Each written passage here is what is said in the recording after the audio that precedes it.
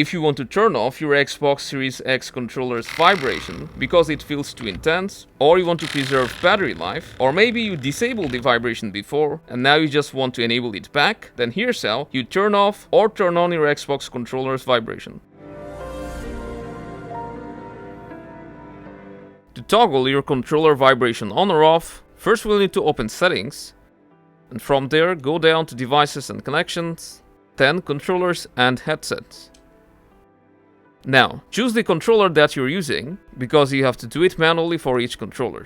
Now go to Configure, and here we'll need to go up to New Profile, press A, choose whatever name. We can keep the name as is and select Enter.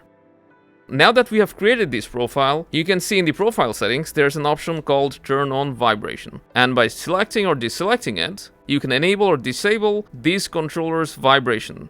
And to save these settings, you simply go back. But don't forget to assign this profile to slot 1 by going to this drop-down menu and selecting slot 1. Now your controller's vibration settings has been applied.